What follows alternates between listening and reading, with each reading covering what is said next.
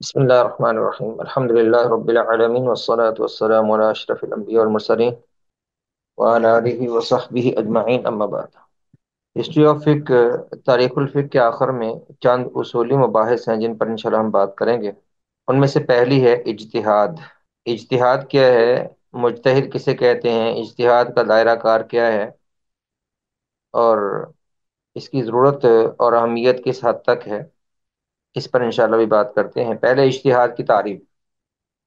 اجتہاد یہ جہد سے ہے، اور جہد محنت اور مشقت اٹھانے کو کہتے ہیں. بھرپور محنت اور مشقت سے کسی کام کرنے کو جہد کہتے ہیں. تو لغوی اعتبار سے اجتہاد کسی کام کو سر انجام دینے میں بھرپور محنت و مشقت کو کہتے ہیں. جب آپ کوئی کام کرنے کے لیے پوری طرح محنت اور مشقت سے کام لیتے ہیں تو اسے اجتہاد کہتے ہیں لغوی طور پر. اور اصطلاحی اعتبار سے علماء کرام نے اجتہاد کی تعریف ان الفاظ میں کی ہے. عربی الفاظ ہیں، ان کو سمجھیے. بذل المجتہد وسعہ فی طلب العلم بالاحکام الشرعیت بطریق الاستنباط. بدل کہتے ہیں صرف کرنے کو. مجتہد کا صرف کرنا اپنی پوری طاقت اور اپنے پورے علم کو استنباط کرتے ہوئے شرعی احکام کے علم کے حصول میں. شرعی احکام کے علم اور ان کے حصول کے لیے مجتہد کا اپنی پوری کوشش کو صرف کرنا. استنباط کرتے ہوئے شرعی احکام کے حصول میں مجتہد کا اپنی پوری ہمت اور اپنی پوری کوشش کو صرف کرنا اور خرچ کرنا، اسے اجتہاد کہتے ہیں. یہ ہے اجتہاد. شرعی احکام کے علم کی تلاش میں ایک مجتہد کا استنباط احکام کے طریقے سے اپنی بھرپور کوشش کرنا. احکام استنباط کرنے میں اپنی پوری کوشش کرنے کو اجتہاد کہتے ہیں. تو اجتہاد یہ شرعی احکام کے حصول کے لیے کوشش اور محنت کا عمل ہے. اب جو شخص یہ محنت اور کوشش کرتا ہے اس کو مجتہد کہتے ہیں. جو شخص یہ محنت کرے گا، یہ کوشش کرے گا اور سعی کرے گا، اس کو مجتہد کہیں گے. اجتہاد یہ مصدر ہے اور اس سے اسم فاعل کا صیغہ ہے مجتہد. تو مجتہد کسے کہتے ہیں؟ من قامت فیہ ملکۃ الاجتہاد ای القدرۃ علی استنباط الاحکام الشرعیہ العملیہ من ادلتها التفصیلیہ. مجتہد کہتے ہیں جس میں اجتہاد کی اہلیت موجود ہو. من قامت فی، جس میں موجود ہو، جس میں قائم ہو ملکۃ الاجتہاد، اجتہاد کی صلاحیت. وہ کیا ہے؟ ای القدرۃ علی استنباط الاحکام الشرعیہ العملیہ من ادلتها التفصیلیہ. جو تفصیلی دلائل سے مراد ہے کتاب و سنت، اجماع اور قیاس وغیرہ. جو تفصیلی دلائل کو سامنے رکھتے ہوئے احکام کے استنباط کرنے، یعنی احکام کو حاصل کرنے کی صلاحیت رکھتا ہو. ای القدرۃ علی استنباط الاحکام الشرعیہ العملیہ، یعنی جو شخص صلاحیت رکھتا ہو شرعی عملی احکام کو مستنبط کرنے کی، ان کو حاصل کرنے کی، من ادلتها التفصیلیہ، تفصیلی دلائل سے. تو مجتہد وہ شخص ہوتا ہے جس میں اجتہاد کا ملکہ، یعنی اجتہاد کی صلاحیت موجود ہو.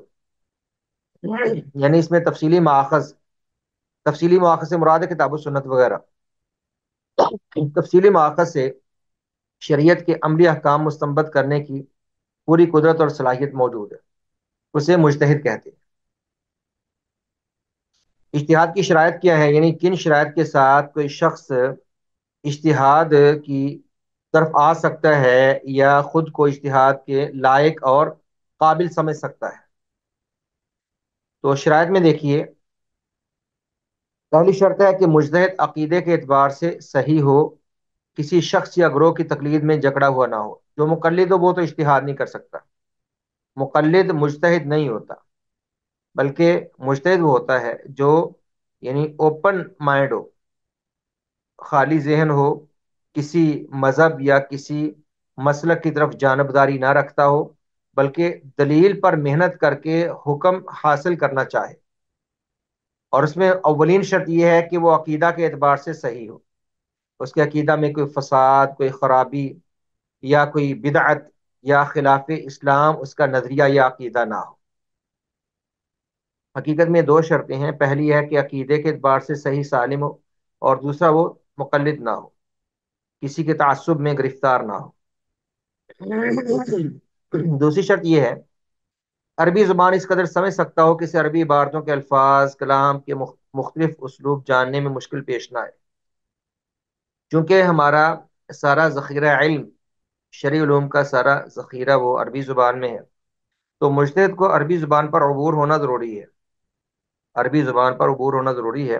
ہمارے سارے مآخذ شریعت کے وہ عربی زبان میں ہیں، اگرچہ دیگر زبانوں میں تراجم ہو چکے ہیں، لیکن مجتہد تراجم سے تو استنباط نہیں کر سکتا، عربی عبارتوں سے، عربی الفاظ سے اور عربی زبان کے اسالیب کو سامنے رکھتے ہوئے احکام کا استنباط یہ ضروری ہے۔ اس لیے مجتہد کو عربی زبان سے آشنائی اور عربی زبان کا علم ہونا چاہیے۔ جو عربی زبان سے آشنائی نہیں رکھتا وہ مجتہد نہیں ہو سکتا۔ اور تیسری شرط یہ ہے کہ اسے قرآن مجید کا علم ہو، یعنی اسباب نزول، ناسخ و منسوخ اور علم التفسیر وغیرہ کا ماہر ہو۔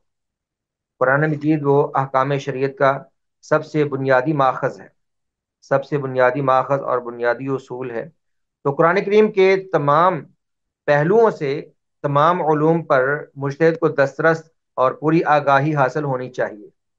اسباب نزول یہ اہم علم ہے قرآن کریم کا، ناسخ و منسوخ ہے، اور تعارض رفع کرنے کی باقی صورتیں ہیں، اور تفسیر کے علوم ہیں، اور دیگر الفاظ کی دلالات کے علوم وغیرہ، یہ سب قرآن مجید کے علم میں جو بھی علوم و فنون آتے ہیں ان سب پر مجتہد کو مہارت ہونی چاہیے۔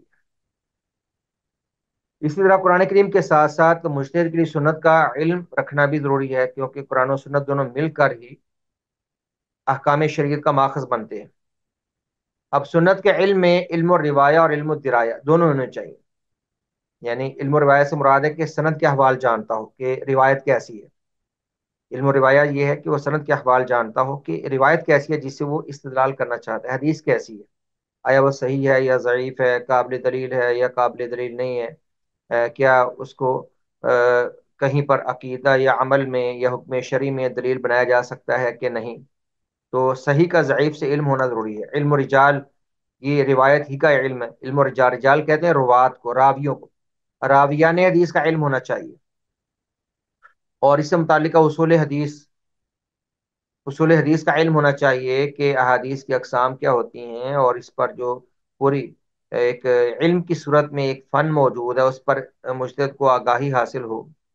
اور احادیث میں جو الفاظ سے متعلق علم الدرایا ہے، الفاظ کی دلالات کیا ہیں اور الفاظ سے کیسے وہ احکام کو عکس کر سکتا ہے، اور پھر احادیث میں نص کو جانتا ہو کہ کون سی حدیث ناسخ ہے، کون سی منسوخ ہے، اور تعارض رفع کرنے کی دیگر کیفیات بھی جانتا ہو، اور عام خاص مجمل مفصل یہ سب جو بھی اس سے متعلقہ علوم ہیں ان سب سے مجتہد کو آگاہی اور آشنائی ہونی چاہیے۔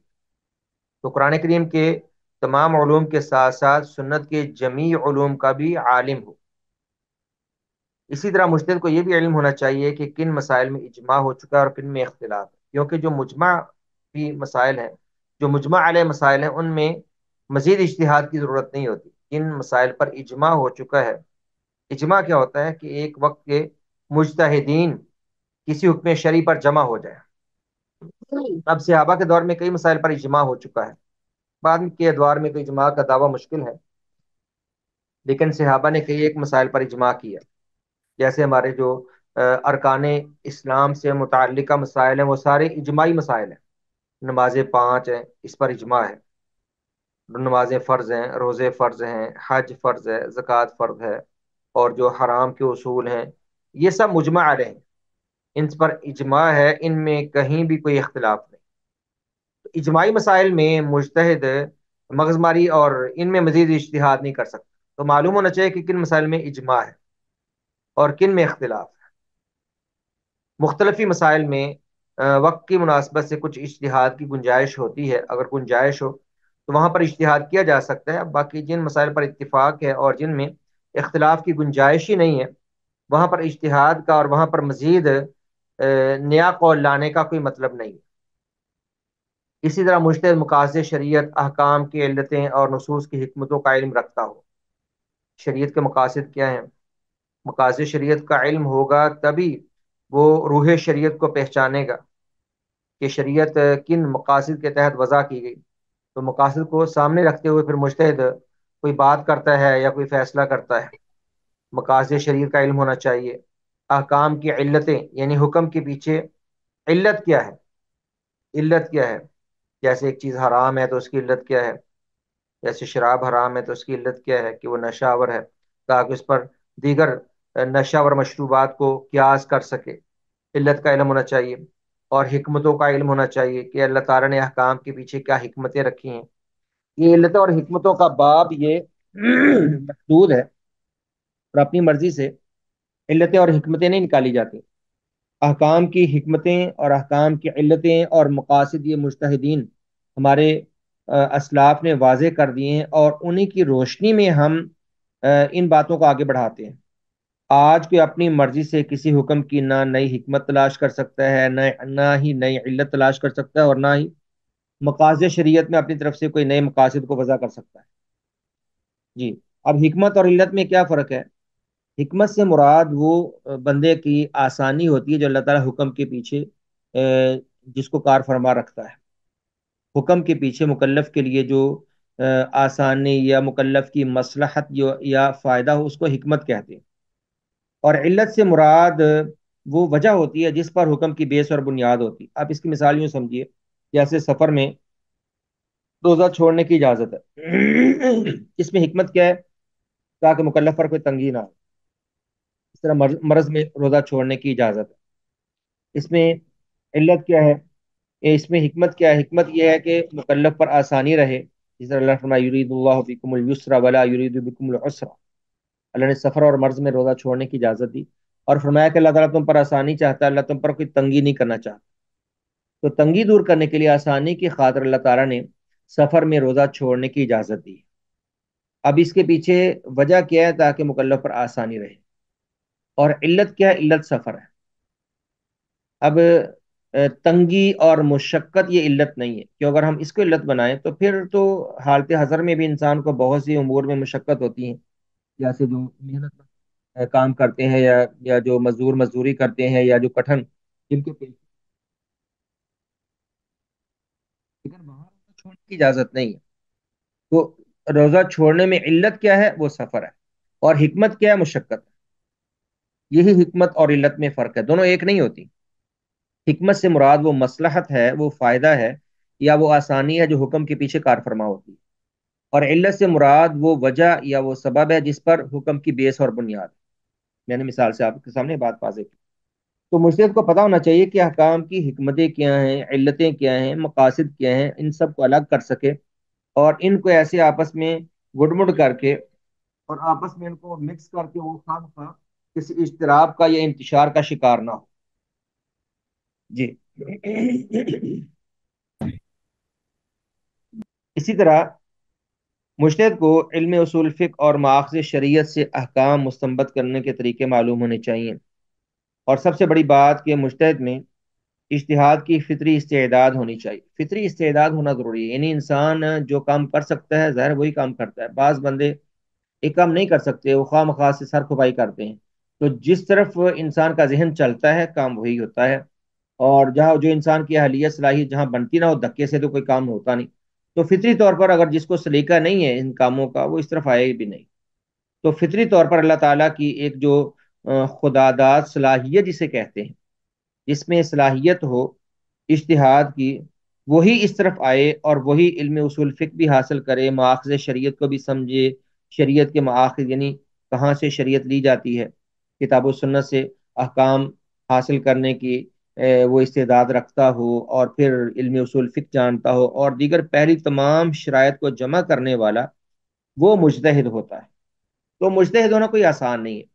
علماء تو بہت سے ہوتے ہیں، علماء وہ ہوتے ہیں جو علم شریعت سے آگاہی رکھتے ہیں، تو علم کسی میں کم کسی میں زیادہ، لیکن مجتہد ایک خاص وصف ہے۔ مجتہد ایک خاص صلاحیت اور ایک اہلیت کا نام ہے جو ہر عالم میں نہیں ہوتی۔ علماء ایک آدھی نظر آتا ہے۔ ہمارے دور میں آج کل مجتہدین کو تلاش کرنا اور اجتہاد کی خوبیوں کے حاملین بہت کم، پورے ملک میں کوئی دو چار ہی شاید انگلیوں پر گنے جا سکتے ہیں، واللہ عالم۔ اور ان کے بھی ہم ذاتی طور پر حالات شاید پوری طرح نہ جانتے ہوں، اور ہم حسن زن کے انداز میں کچھ لوگوں کو شاید کہہ دیں۔ تو مجتہد ہونا آسان نہیں ہے۔ یہ سب شرائط جمع کرنے کے بعد جس کی زندگی اس کام میں ہو، اور جس کا اوڑھنا بچھونا ہی علم ہو، اور اس کے علاوہ اس کو کسی چیز سے سروکار نہ ہو، وہ ایک وقت میں آ کر اس مقام پر پہنچتا ہے کہ اس میں اجتہاد کی صلاحیت ہوتی ہے، یا ہم اس کو مجتہد کہہ سکتے ہیں۔ یہ تھا مجتہد کی یا اجتہاد کی شرائط۔ اس کے بعد ہے کہ کن مسائل میں اجتہاد ہو سکتا ہے۔ اجتہاد جو شریعت کے قطعی مسائل ہیں جن پر اتفاق ہو چکا ہے، ان میں تو ظاہر ہے کہ مزید اجتہاد کی ضرورتیں نہیں۔ جن مسائل کے متعلق شریعت میں قطعی ثبوت دلائل موجود ہیں، ان میں اجتہاد کی گنجائش نہیں۔ مثلا نماز، روزہ، زکوٰۃ اور حج وغیرہ، ان کی فرضیت میں یہ سب فرض ہیں، ان کی فرضیت پر تو مزید اجتہاد کی ضرورت نہیں کہ کوئی نیا تحقیق کرنا شروع کر دے، جیسے کئی ملحد اٹھتے ہیں، اس طرح کی باتیں چھیڑتے ہیں۔ اور مجتہد تو بہت دور کی بات ہوتے ہیں، ملحد ہے۔ جیسے کئی لوگ کہتے ہیں کہ اس وقت تو لوگ پہلے دور میں فارغ ہوتے تھے، ہر نماز اپنے اپنے ٹائم پہ پڑھتے تھے۔ اب زندگی بہت مصروف ہو گئی ہے، اور لوگ ہر کوئی اپنے وقت پہ نماز نہیں پڑھ سکتا، تو اب لوگ علماء یہ گنجائش کیوں نہیں پیدا کرتے کہ دن بھر کی نمازیں رات کو جمع کر لے بندہ، شام کو جمع کر لے؟ یا پیچھے جیسے بعض لوگوں نے بات چھیڑی تھی کہ سود کی حلت یا سود کے حلال ہونے کی کوئی راہ تلاش کی جائے علماء سے۔ بعض حکومتی لوگوں نے یہ ایسی اپیل کی تھی کہ آپ سود کی حلال ہونے کے لیے کوئی گنجائش تلاش کریں۔ تو جو مسائل اجماعی ہیں وہاں پر علماء سے اجتہاد کرنے کا کہا ہی نہیں جا سکتا۔ اب ہر نماز اپنے وقت میں فرض ہے، اور دو نمازوں کو جمع کرنے کی خاص صورتیں ہیں، اور روزہ چھوڑنے کی کوئی خاص وجہ ہوتی جو شریعت نے دی ہے۔ تو ہم شریعت سے یہ احکام لیتے ہیں، ان میں منمانی نہیں ہوتی، نہ ان میں اجتہاد کی گنجائش ہے۔ کوئی اٹھے اور کہے کہ ساری نمازیں ایک وقت میں پڑھنا شروع کر دیں کیونکہ اب زندگی بڑی مصروف ہے اور ہم ہر نماز ٹائم پہ نہیں پڑھ سکتے، پہلے لوگ تو فارغ ہوتے تھے، ان کا کام ہی یہ تھا۔ تو یہ خواہ مخواہ کی فضول بکواس ہے، اور ملحدین اس قسم کی باتیں چھیڑتے ہیں، مجتہدین تو ایسا سوچ بھی نہیں سکتے۔ تو جو قطعی ثبوت مسائل ہیں، یعنی جن میں اجماع ہو چکا، جن میں اختلاف کی گنجائش نہیں، وہاں پر اجتہاد کا امکان نہیں۔ اجتہاد صرف ان مسائل میں کیا جا سکتا ہے جن کے متعلق دلائل ظنی الدلالت ہو، یعنی جن میں کچھ اجتہاد کی گنجائش ہے، جیسے نماز کے مسائل میں، روزے کے مسائل میں، جو ذیلی اور فروعی مسائل ہیں، یا جن کے متعلق سرے سے کوئی نصوص موجود نہ ہو، تو وہاں پر اجتہاد ہوتا ہے۔ یا نئے نئے جو مسائل آتے ہیں، نئے نئے مسائل، ان پر کسی حکم شرعی کی ضرورت ہوتی ہے، تو وہاں پر پھر کوئی جو علم شریعت میں ماہر ہو، وہ کوئی اپنی رائے بنا سکتا ہے یا رائے دے سکتا ہے۔ اس کے بعد ہے کہ اجتہاد کسی زمانے کے ساتھ خاص نہیں۔ اجتہاد یہ صرف قرون اولیٰ میں نہیں تھا، اجتہاد تو ہر دور میں تھا، کیونکہ مسائل نئے نئے پیش آتے ہیں، مسائل ایک جیسے نہیں رہتے۔ ہمارے وقت کے ساتھ ساتھ مسائل بہت بدلتے ہیں، اور ہماری صدی میں تو ایسا انقلاب آیا ہے، اور یعنی ان 50 100 سال میں اتنا سائنس نے انقلاب پیش کیا کہ انسانی زندگی کا بالکل دائرہ ہی چینج ہو گیا، اور سب کچھ تبدیل ہو کے رہ گیا۔ تو اتنے نئے مسائل، کاروبار کے، معیشت کے، سائنس کے، اور جدید ٹیکنالوجی کے بہت سے مسائل ایسے چھڑے ہیں کہ جن میں بہت اجتہاد کی ضرورت ہے۔ اور حقیقت ہے کہ علماء کما حقہ ان کا حل پیش کرنے سے ابھی تک وہ کچھ کمزوری دکھاتے ہیں۔ باقی مسائل بہت گمبھیر ہیں آج کے دور میں۔ تو اگر ہم کہیں کہ نہیں، پچھلے مسائل کے ساتھ ہی، پچھلے علماء کے اقوال کے ساتھ ہی کام چلا لیں، تو کیسے ممکن ہے؟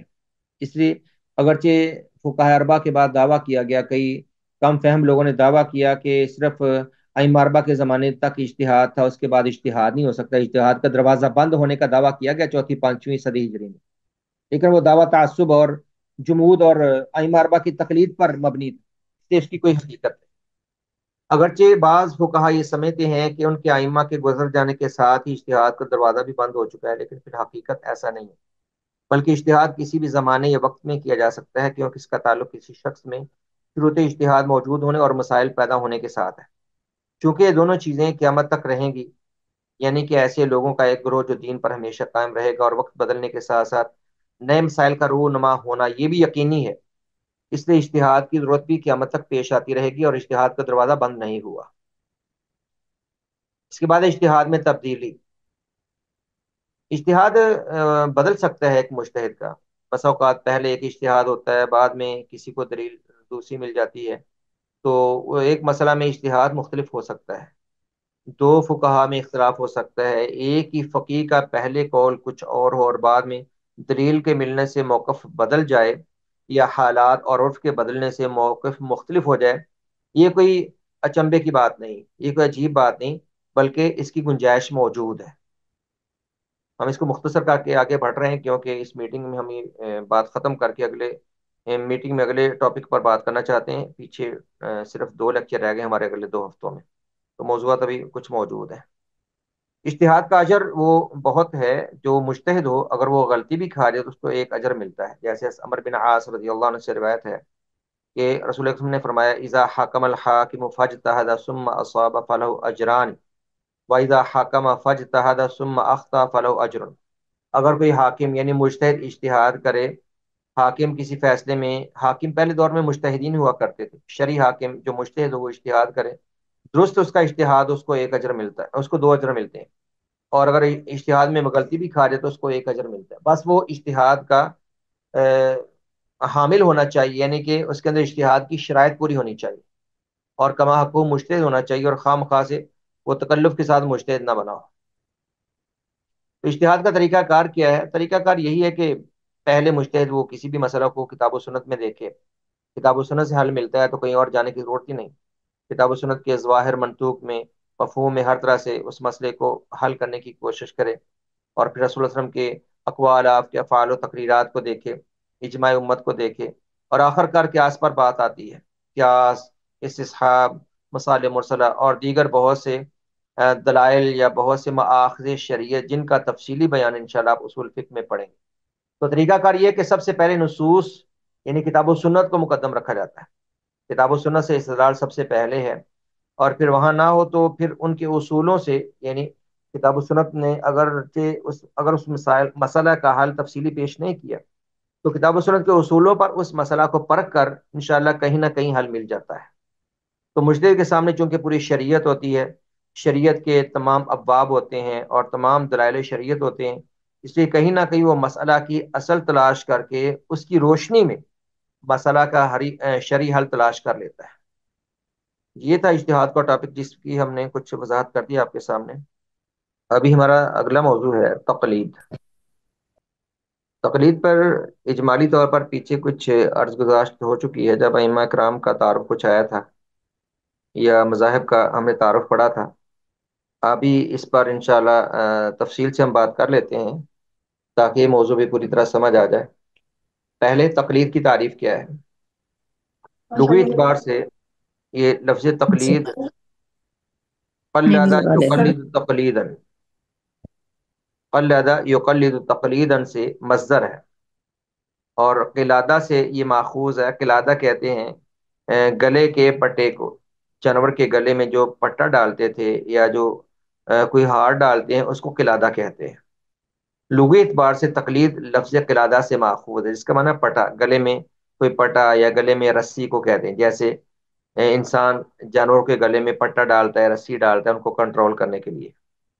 تو تقلید یعنی پٹا ڈالنے کو یا گلے کے رسی ڈالنے کو یا ہار ڈالنے کو کہتے ہیں، جس سے کسی کو کنٹرول کیا جاتا ہے یا کسی کو سنبھالا جاتا ہے، جیسے جانوروں کے گلے میں پٹا ڈال کر ان کو سنبھالا جاتا ہے یا ان کو کنٹرول رکھا جاتا ہے، جس کی رسی ان کے مالک کے ہاتھ میں ہوتی ہے۔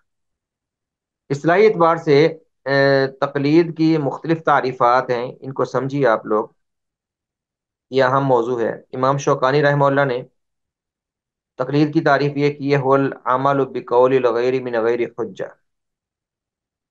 تقلید یہ ہے کہ کسی دوسرے کی بات پر بغیر دلیل کے عمل کیا جائے، هو العمل بقول الغیر، دوسرے کے قول پر عمل کیا جائے، من غیر حجہ، بغیر دلیل کے۔ امام غزالی رحمہ اللہ نے اس کی تعریف ان الفاظ میں کی ہے، ہوا قبول قول بلا حجہ، کسی کی بات کو بغیر دلیل کے قبول کر لینا۔ قریب قریبی تعریفات ہیں۔ امام ابن الحمام حنفی ہیں، انہوں نے اس کی تعریف یوں کی ہے، العمل بقول من لیس قوله احد الحجاج بلا حجہ، کہ اس شخص کے قول پر عمل کرنا جس کا قول دلیل نہیں ہے، بغیر دلیل کے۔ یہ تعریف بڑی واضح ہے، اس شخص کے قول پر عمل کرنا جس کا قول دلیل نہیں۔ اس سے معلوم ہوا کہ رسول اللہ صلی اللہ علیہ وسلم کے قول پر عمل کرنا دلیل نہیں، تقلید نہیں ہے۔ آپ کے قول پر عمل کرنا تقلید نہیں، کیونکہ آپ کا قول دلیل ہے۔ آپ کے قول پر عمل کرنے کو ہم اتباع کہتے ہیں، رسول اللہ صلی اللہ علیہ وسلم کے قول پر عمل کرنے کو اتباع کہتے ہیں، اطاعت کہتے ہیں، اتباع کہتے ہیں عام طور پر۔ تو جس کا قول دلیل نہ ہو، اب رسول اللہ صلی اللہ علیہ وسلم کے بعد کسی کا قول بھی دلیل نہیں ہے، آپ کے بعد کسی کا قول بھی دلیل نہیں، نہ کسی صحابی کا نہ تابعی کا، کسی کا قول بھی دلیل، ہاں اجماع صحابہ حجت ہوتا ہے، یا فقہا کا اجماع اور اتفاق حجت ہوتا ہے، یا صحابہ کے اقوال و بعض خاص حالات میں کچھ دلیل بنتے ہیں، وگرنہ رسول اللہ صلی اللہ علیہ وسلم کے بعد کسی کا قول بھی حجت نہیں۔ تو یہ زیادہ مفصل تعریف ہے کہ کسی ایسے شخص کے قول پر بلا دلیل عمل کرنا جس کا قول حجت نہ ہو۔ امام شوکانی رحمہ اللہ نے اس تعریف کو احسن کہا، یہ اچھی تعریف ہے، جس میں بات واضح ہو جاتی ہے۔ اب تقلید کی تعریف سے ہی یہ بات سمجھ آتی ہے کہ جس کا قول حجت نہ ہو اس کو حجت ماننا یہ کیسے جائز ہو سکتا ہے؟ تقلید کی تعریف سے ہی یہ بات سمجھ آتی ہے کہ بلا حجت، بغیر دلیل کے کسی کے قول کو حجت مان لینا، اور کسی کے گلے کا پٹا اپنے گلے میں ڈال لینا۔ اب ہم اگر اس اصطلاحی تعریف کو لغوی تعریف کے ساتھ جوڑیں تو کسی کی اطاعت کا پٹا اپنے گلے میں ڈال لینا جبکہ وہ حجت نہیں ہے، جبکہ وہ رسول نہیں ہے، اللہ کی طرف سے وحی یافتہ نہیں ہے، اسے تقلید کہتے ہیں، اور حکم اس کا بالکل واضح ہے۔ باقی انشاءاللہ بات مزید واضح ہو جائے۔ تقلید کا حکم کیا ہے؟ اصول و فروع میں تقلید حرام ہے، یعنی اصول سے مراد ہے جو بھی ہمارے عقائد ہیں، نظریات ہیں، یا مسائل کے اصول، اور فروع سے مراد جو فروعی مسائل ہیں یا ذیلی مسائل ہیں یا اجتہادی مسائل کو فروعی مسائل کہتے ہیں۔ اصولی مسائل وہ عام طور پہ متفقہ ہوتے ہیں، اصول متفقہ ہوتے ہیں، اصولوں میں ہمارے عقائد آتے ہیں، اصولوں میں عبادات کی فرضیت آتی ہے، اصولوں میں اسلام کے ارکان آتے ہیں، ایمان کے ارکان آتے ہیں، اور اصولوں میں جو بڑے بڑے اصول جن پر فروعات مرتب ہوتے ہیں ان کو اصول کہہ دیتے ہیں۔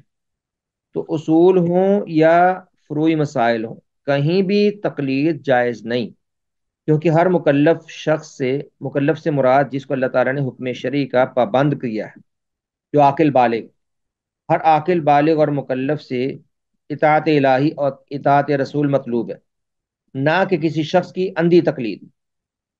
مزید مذمت تقلید کے دلائل حسب ذیل ہے، یعنی ان دلائل سے سمجھ آئے گا کہ کتاب و سنت کی اطاعت ہی مطلوب ہے۔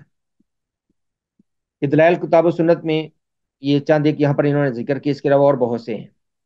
پہلی بات، تمام تنازعات میں صرف کتاب و سنت کی طرف ہی رجوع کا حکم ہے، جیسے اللہ نے فرمایا فَإِن تَنَازَعْتُمْ فِي شَيْءٍ فَرُدُّوهُ إِلَى اللَّهِ وَالرَّسُولِ۔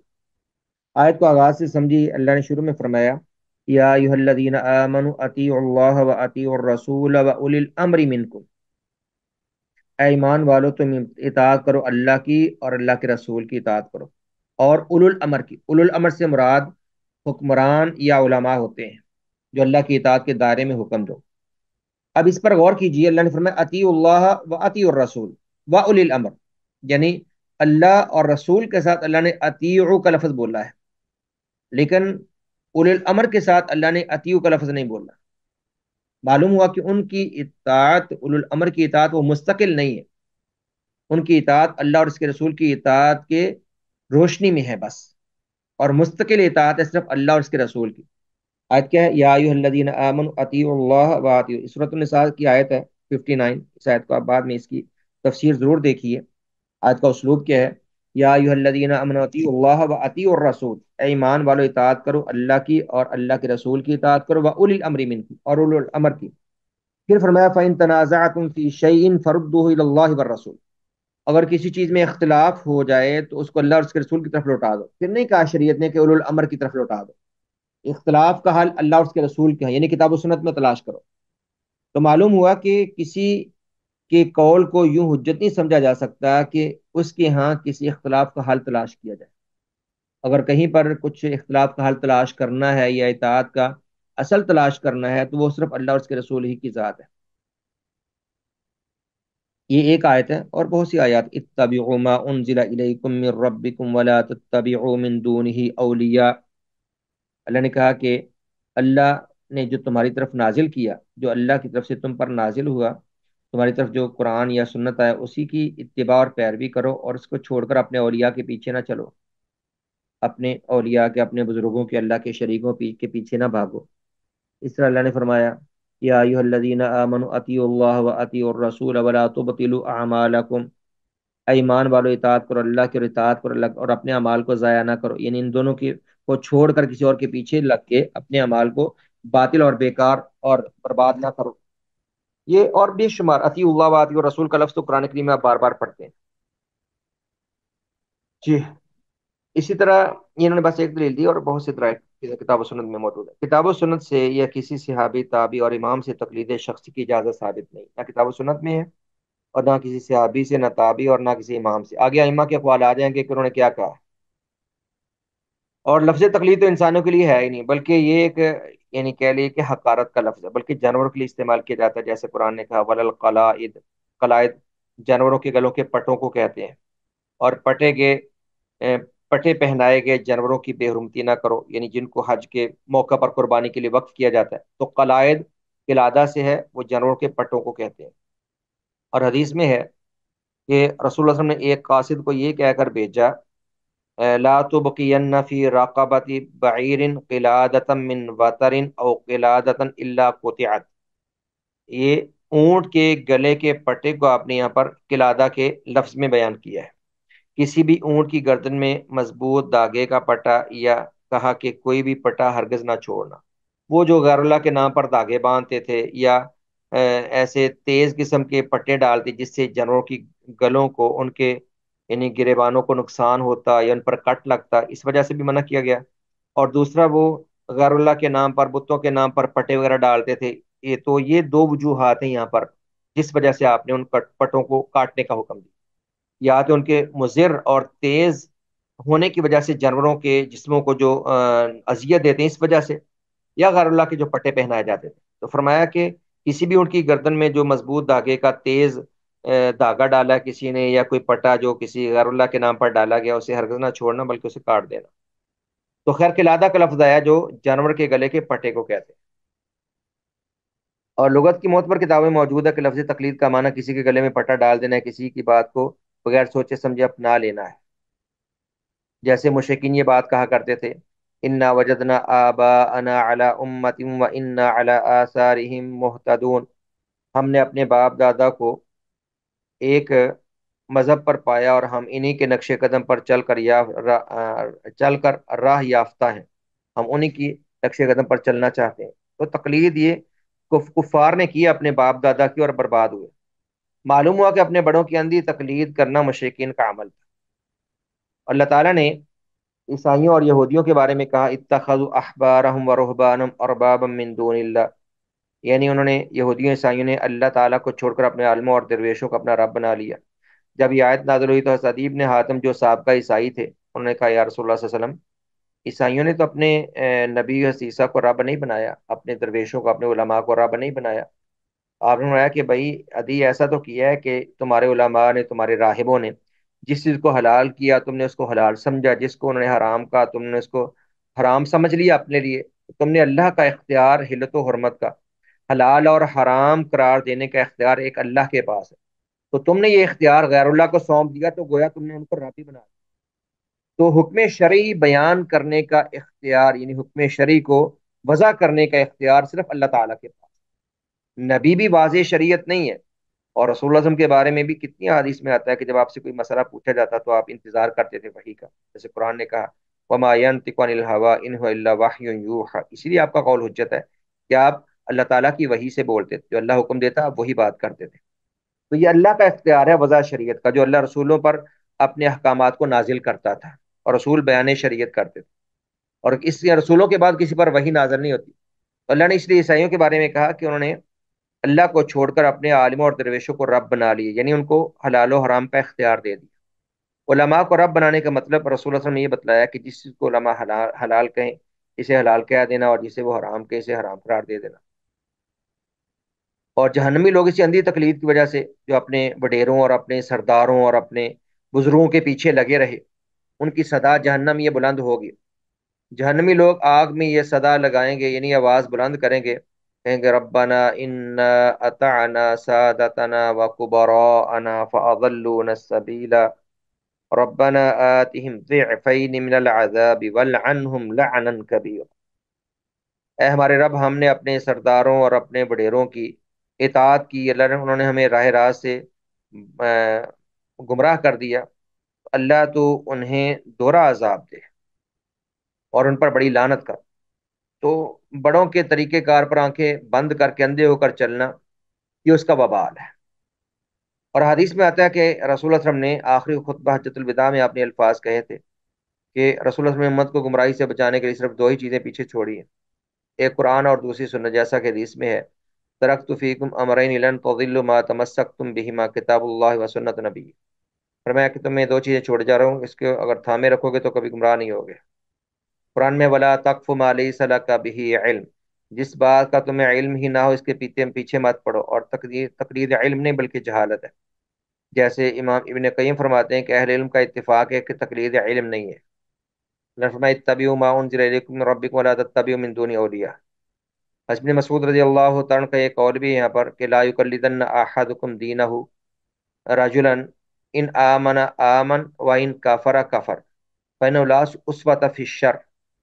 کہنے لگے کوئی بندہ دوسرے کے اپنے دین میں دوسرے کے پیچھے ایسے نہ لگے کہ وہ اگر اس نے ایمان کی بات کی تو ایمان کی بات کہے، اگر وہ کفر پہ چلتا ہے تو کفر پہ چل پڑے، کیونکہ برائی میں اور کفر میں یا گناہ میں کسی کی تقلید یا کسی کے پیچھے نہیں چل سکتے۔ جب کسی صحابی یا تابعی کی تقلید جائز نہیں تو کسی امام کی تقلید کیسی جائز ہو سکتی ہے؟ جو لوگ اماموں کی بالخصوص ائمہ اربعہ کی تقلید کرتے ہیں انہیں چاہیے کہ وہ ایسی دلیل پیش کریں کہ ان کے اماموں نے انہیں تقلید کا کہا ہو، حالانکہ ایسی کوئی دلیل نہیں، بلکہ اس کے برخلاف ائمہ سے اقوال مروی ہیں، جیسا کہ چند حسب ذیل اقوال۔ اب ائمہ جن کی تقلید کی جاتی، ائمہ اربعہ کی تقلید کی جاتی ہے نا، ابو حنیفہ کی تقلید ہے یا امام شافعی کی یا امام احمد کی یا امام مالک کی۔ امام ابو حنیفہ کے مقلدین کو حنفی کہتے ہیں، امام مالک کے مقلدین کو مالکی، امام شافعی کے مقلدین کو شافعی، اور امام احمد کے مقلدین کو حنبلی کہتے ہیں۔ تو یہ چار مذاہب یہی آگے پھیلے، یہی بڑے، اور انہوں نے اپنا سکہ منوایا تو پھر لوگ انہی پر مر مٹے، اور انہی پر لوگوں نے جمود اختیار کیا اور اندھی انہی کی تقلید کی، حالانکہ ائمہ اربعہ نے خود تقلید کی مذمت کی اور تقلید سے منع کیا۔ اب دیکھیے اقوال آپ کے سامنے ہیں۔ پہلے امام ابو حنیفہ رحمہ اللہ کے یہ چند ایک اقوال پیش کیے گئے ہیں، اور ائمہ کرام کے ان کے اور دیگر ائمہ کے بہت سے اقوال اس کے علاوہ بھی موجود ہیں۔ جیسے امام ابو حنیفہ نے فرمایا اذا صح الحدیث فهو مذہبی، کہ جو حدیث ثابت ہو وہی میرا مذہب ہے، جو صحیح حدیث میں ہے وہی میرا مذہب ہے، یعنی صحیح حدیث سے ہی میرا مذہب تلاش کرو۔ اور انہوں نے یہ بھی کہا حرام علی من لم یعرف دلیلی ان یفتی بکلامی، جسے میری دلیل کا علم نہ ہو اسے میرے قول پر فتویٰ دینا حرام ہے۔ دیکھیے بڑی اہم بات ہے یہ، اس کو آپ سمجھیے۔ امام حنیفہ نے کہا حرام علی من لم یعرف دلیلی ان یفتی بکلامی، یعنی جسے پتہ ہی نہیں کہ میں نے کہاں سے حکم شرعی کو لیا، میری دلیل کیا ہے، تو میرے قول پر وہ فتویٰ دے گا تو حرام کرے گا۔ خود امام نے کتنے سخت الفاظ کہے۔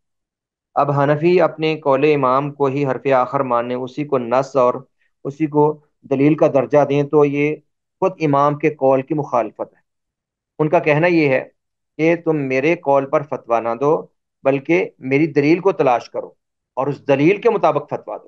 جی اور بھی ائمہ ہیں، اور بھی امام حنیفہ کے اقوال موجود ہے، جیسے انہوں نے کہا کہ جب میرا قول کسی حدیث کے خلاف ہو تو میرے قول کو چھوڑ دو اور حدیث کو لے لو، اور اس جیسے اور بھی ان کی بہت سی اقوال اور عبارات موجود ہیں۔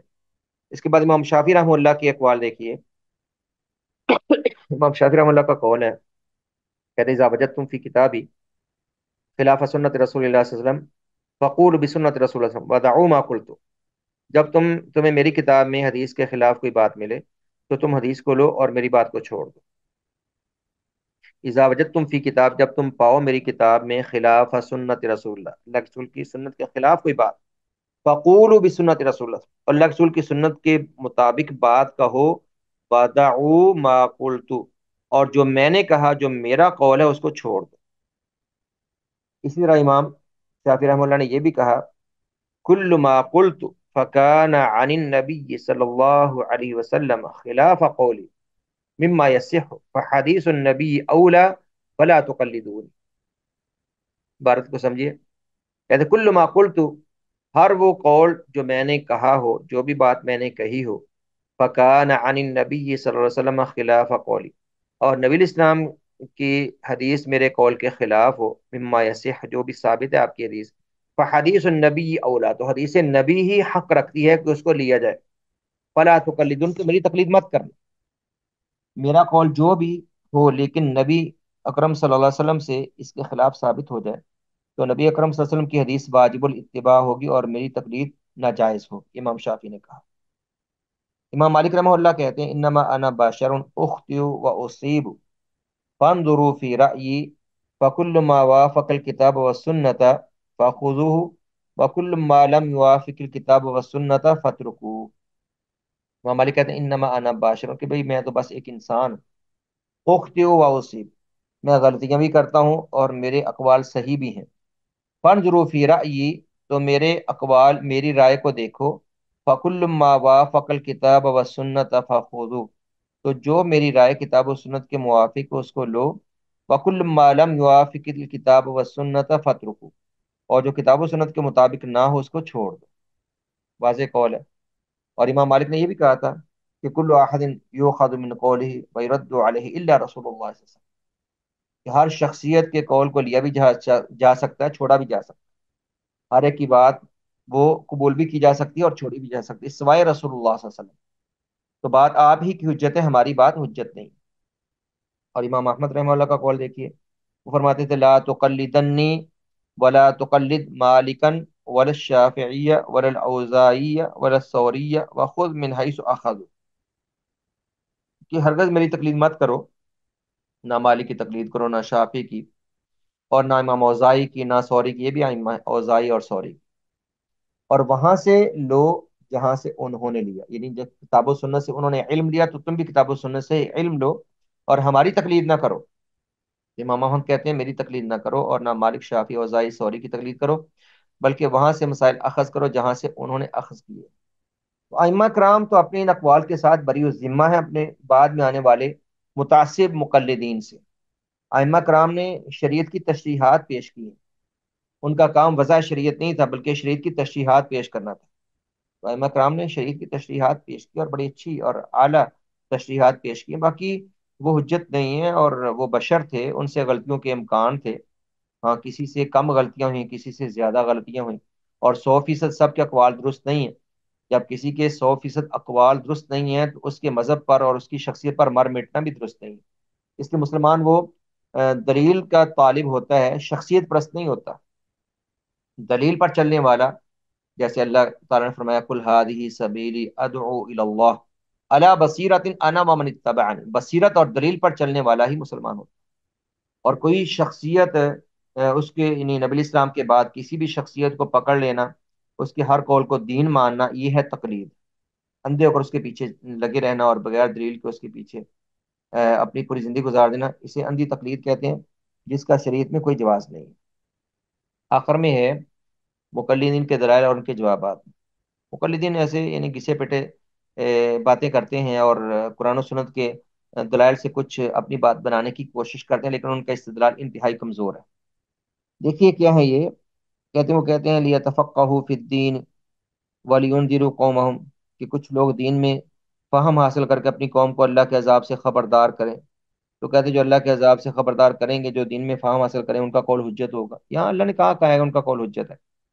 تو جو عالم ہے وہ دین میں فہم حاصل کر کے عوام کو اگر رہنمائی دیتا ہے، عوام کو رہنمائی کے ساتھ لے کے آگے بڑھتا ہے، اللہ کے دین پہ چلاتا ہے، تو وہ اس کا قول حجت نہیں، وہ تو کتاب و سنت پیش کرتا ہے. کتاب و سنت حجت ہے. اس لیے کہتے ہیں اللہ نے فرمایا فاسألوا اہل الذکر ان کنتم لا تعلم، اگر علم نہ ہو تو اہل علم سے پوچھ لو. تو اہل علم سے پوچھنا ہے، جاہلوں سے تھوڑی پوچھنا ہے. اس آیت میں یہ تو نہیں ہے کہ اہل علم ہی حجت ہے. اہل علم تو پھر کتاب و سنت کے ساتھ ہی جواب دیں گے نا. اس آیت کو مقلدین اپنی سب سے بڑی دلیل مانتے ہیں کہ اللہ نے فرمایا کہ اہل علم سے پوچھ لو. تو کہتے ہیں اہل علم سے جب پوچھیں گے، جو وہ کہیں گے وہ واجب الاتباع ہوگا. بھائی واجب الاتباع تبھی ہوگا جب کتاب و سنت کے مطابق وہ بات کہیں گے. اور اگر انہوں نے کتاب و سنت کے خلاف بات کی یا کتاب و سنت کے بغیر بات کی تو ان کا قول کیوں کر حجت ہو سکتا ہے؟ تو مقلدین ان آیات سے استدلال کرتے ہوئے کہتے ہیں کہ قرآن میں کفار کی تقلید سے منع کیا گیا، ہدایت یافتہ علماء کی تقلید سے منع نہیں کیا گیا، بلکہ اس کا حکم دیا گیا، تقلید کا حکم نہیں دیا گیا، اتباع اور کتاب و سنت کے مطابق ان سے رہنمائی لینے کا حکم دیا گیا۔ تو اس کا جواب یوں دیا جاتا ہے کہ ان آیات میں یہ کہیں مذکور نہیں ہے کہ اہل علم سے ان کی اپنی رائے یا ائمہ کی رائے دریافت کی جائے، کہ ان کی رائے کو دین مان لیا جائے اور پھر آنکھیں بند کر کے اس کی پیروی کر لی جائے، بلکہ اہل علم سے مراد صرف اللہ تعالیٰ اور اس کے رسول کی بات ہی دریافت کی جائے گی، کیونکہ یہی دین ہے، اس کے علاوہ کوئی اور چیز دین نہیں ہو سکتی۔ تو اہل علم وہ دین کے مطابق رہنمائی کرتے ہیں، وہ کتاب و سنت کی تشریح کرتے ہیں، ان کا کام کتاب و سنت کی خدمت کرنا ہے۔ وہ کتاب و سنت کے بغیر اپنے اقوال کو پیش کریں تو وہ کتاب و سنت کے خادم نہیں ہے۔ تو بات واضح ہے، اور اس کے علاوہ کوئی خاص دلیل نہیں ہے۔ بس یہ ایک بات زیادہ پیش کی جاتی ہے کہ جو عامی ہے، جو جاہل ہے، وہ کیا کرے؟ تو بھئی اس نے کیا کرنا ہے؟ وہ عالم سے سوال کرے گا، جو عالم کتاب و سنت کے مطابق بات کرتے ہیں ان سے سوال کرے گا، اور دلیل کے ساتھ مسئلہ کو دریافت کرے، کتاب و سنت کے قریب رہنے کی کوشش کرے۔ اس سوال کا جواب اگلی عبارت میں موجود ہے کہ مسئلہ دریافت کرنے کا طریقہ کیا ہے۔ جب کسی شخص کو کوئی مسئلہ درپیش ہو اور وہ اس کے بارے میں معلومات حاصل کرنا چاہتا ہو، تو اسے سب سے پہلے چاہیے کہ کسی ایسے عالم دین سے دریافت کرے جو کتاب و سنت اور فقہی مسائل کا ماہر ہو۔ کتاب و سنت کے علماء سے سوال کرے، مقلدین سے سوال نہ کرے۔ مقلد تو بیچارہ خود عالم نہیں ہوتا، وہ کیا جواب دے گا؟ مقلد تو خود عالم نہیں ہوتا، کسی مقلد سے سوال نہ کرے، بلکہ جو کتاب و سنت کے علماء ہیں ان سے سوال کرے، اور پھر جب وہ عالم فتویٰ دے تو اس سے استفسار کرے، یعنی عام آدمی کو پوچھنا چاہیے کہ کیا اللہ تعالیٰ اور اس کے رسول نے اسی طرح فرمایا ہے؟ دلیل کا مطالبہ کر لے کہ بھئی دلیل ایسے ہی ہے یا کہاں ہے دلیل جو آپ بات کر رہے ہیں، یہ کون سی حدیث ہے، کیا حدیث صحیح ہے؟ تھوڑا سا بندہ اگر غور کرے، تھوڑا سا بات کو سمجھے، تو انشاءاللہ کوئی بہت تحقیق کرنے کی ضرورت نہیں ہے، بات کھل جاتی، بات سامنے آ جاتی ہے۔ جو علماء ہوتے ہیں کتاب و سنت کو کتاب و سنت کی دلیل پیش کر دیں گے، لیکن جو کتاب و سنت کے علماء نہیں ہے وہ کہیں گے فلاں کتاب میں لکھا ہے، میرے امام نے ایسا کہا، فلاں اردو کی کتاب دکھائے گا یا کسی اپنے بزرگ کی عبارت دکھائے گا، تو یہیں سے بات کھل جائے گی کہ اس کے پاس کوئی دلیل نہیں ہے، بلکہ بزرگوں کی اور اپنے اماموں کے پیچھے چلنے والا ہے۔ تو اگر عالم جواب میں ہاں کہے، یعنی اگر کتاب و سنت کے مطابق ہی بات مل جائے تو اس کو اپنا لے، اسی پر کاربند رہے۔ لیکن اگر کہے یہ میری رائے ہے یا کسی امام و فقہ کا نام لے، تو اس کا قول اختیار نہ کرے، بلکہ کسی عالم سے مسئلہ دریافت کرے، جو کسی اپنے مولوی کی، اپنے بزرگ کی کتاب اٹھا کے لے آئے اور اس سے مسئلہ پیش کرنے کی کوشش کرے، میرے بزرگ نے یہ فرمایا، میرے امام نے یہ فرمایا، اور کتاب و سنت کا جس کو علم ہی نہیں ہے، کوئی بھی مسئلہ ایسا نہیں ہے جس کی رہنمائی میں ہمیں کتاب و سنت سے رہنمائی نہ ملتی، جس کا حل ہمیں کتاب و سنت سے نہ ملتا ہو۔ کتاب و سنت کے اصولوں کی روشنی میں ہر مسئلہ کا حل مل جاتا ہے، اور علماء حل دیتے ہیں۔ تو ہر مسئلے کے حل کے پیچھے کوئی نہ کوئی دلیل ہوتی ہے۔ جو دلیل کے طالب ہوتے ہیں ان کے لیے راہ حق کو اختیار کرنا، راہ حق کو تلاش کرنا اور اس پر چلنا مشکل نہیں۔ لیکن اگر یہ کہیں کہ جیسے ہمارے ہاں مسلک پرستی ہے، اپنے مسلک کے مولوی ہی کو حجت کوئی بنا لے، جیسے ہمارے ہاں ایک بڑا طبقہ اپنے مولویوں سے سوال کرتا ہے اور ان سے دلیل نہیں پوچھتا، اگر دلیل پوچھ لے تو مولوی اس کو گستاخ گردانتے ہیں، ڈانٹتے ہیں، تو گستاخ ہو گیا کہ ہم سے دلیل کی بات کرتا ہے، ہم جو کہہ رہے ہیں یہ ہمارے فلاں امام یا بزرگ نے جو کہہ دیا، تو تمہیں اس کے بعد دلیل کی کیا ضرورت ہے؟ وہ ڈانٹتے ہیں، اور خام خواہ کی تعظیم اور بلا وجہ کی ایسی، یعنی ایک ہم نے احترام کا دائرہ اپنے گرد بنا رکھا ہے کہ ہم دلیل بھی نہیں احترام ضرور کرنا چاہیے علماء کا، احترام کرنے سے کون روکتا ہے؟ دلیل کا مطالبہ کرنا یہ احترام کے منافی نہیں ہے، ہر ایک کو دلیل کے مطالبہ کرنے کا حق ہے۔ اس دور میں جو کہ فتنوں کا دور ہے، گمراہی کا دور ہے اور بہت اختلاف کا دور ہے، تو کتاب و سنت کے قریب رہ کر ہی کامیابی مل سکتی ہے، اور جو تقلید، اندھی تقلید ہے، یہ بربادی ہے۔ تو یہ موضوع تھا جس پر الحمدللہ ہم نے سیر حاصل بحث کر لی، کافی حد تک الحمدللہ۔ بارک اللہ فی علمکم و عملکم۔ کلاس ہم ختم کر رہے ہیں، نماز کا ٹائم ہو گیا۔ السلام علیکم ورحمۃ اللہ وبرکاتہ۔